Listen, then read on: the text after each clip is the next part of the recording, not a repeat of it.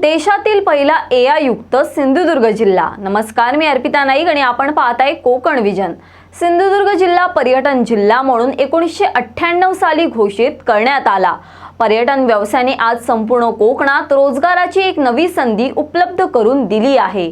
कोकणात विकासाच्या दृष्टीने नव्याने काय करता येईल हा विचार घेऊन राज्याचे मत्स्य उद्योग मंत्री आणि सिंधुदुर्ग जिल्ह्याचे पालकमंत्री नितेश राणे यांनी सिंधुदुर्ग जिल्हा पहिला AI युक्त जिल्हा म्हणून देशात ओळखला जाणार असल्याची घोषणा केली आहे। पाहूयात याबाबतचा अधिक तपशील। सिंधुदुर्ग जिल्ह्यात AI प्रणालीचा वापर करण्यात येणार असून AI प्रणालीद्वारे प्रशासनात गतिमानता आणली जाणार आहे। अनेक विभागांची कामे कर्मचारी अधिकारी यांच्या अभावामुळे पूर्ण होत नाहीत किंवा उशिराने होतात। अनेक विभागातील कामे अद्यापही थांबलेली आहेत।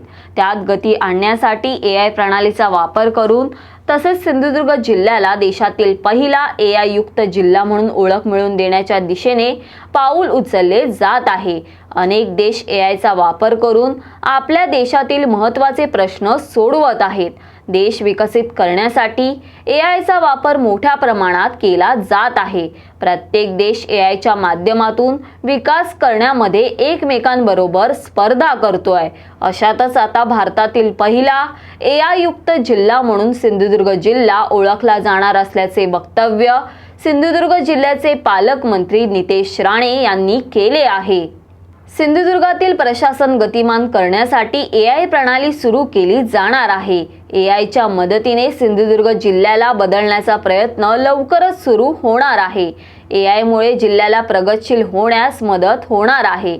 सिंधुदुर्ग जिल्हा नेहमी अग्र क्रमांकावर राहिला पाहिजे यासाठी प्रयत्न केले जाणार असल्याचे पालकमंत्री नितेश राणे यांनी सांगितले आहे। आता पाहूयात नेमकं AI म्हणजे काय आणि त्या AI चा वापर कशा प्रकारे केला जाईल। AI अर्थात आर्टिफिशियल इंटेलिजन्स। प्रशासकीय कामकाजात आवश्यक असणारे अधिकारी कर्मचारी वेळेवर उपस्थित नसल्याने जनतेची प्रशासनात असलेली कामं होण्यास फारच विलंब होतो।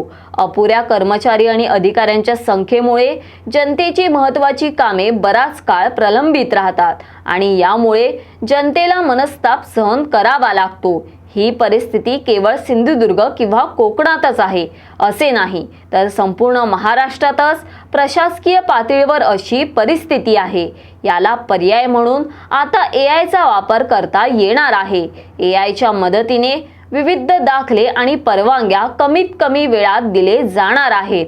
यामुळे पारदर्शकतेबरोबरच भ्रष्टाचार होण्याची शक्यताही कमी होणार आहे। AI कोणताही निर्णय घेणार नाही, तर माहिती पुरवण्याचे व मार्गदर्शन करण्याचे काम AI करणार आहे, असं वक्तव्य सिंधुदुर्ग जिल्ह्याचे जिल्हाधिकारी अनिल पाटील यांनी केले आहे। तसेच पुढच्या 20 ते 30 वर्षांमध्ये AI मुळे येणाऱ्या संधींचा अभ्यास तरुणांनी आत्ताच करून फायदा करून घ्यावा, अशी विनंती पालकमंत्री नितेश राणे यांनी केली आहे। जिल्ह्याच्या विकासात AI चा होणारा वापर याबाबत तुम्हाला काय वाटतं? तुमचं मत आम्हाला कमेंट बॉक्सद्वारे नक्की कळवा आणि अशाच विविध विषयांवरील सविस्तर तपशील जाणून घेण्यासाठी कोकण विजनला सबस्क्राइब करा व बेल बटन दाबा। धन्यवाद।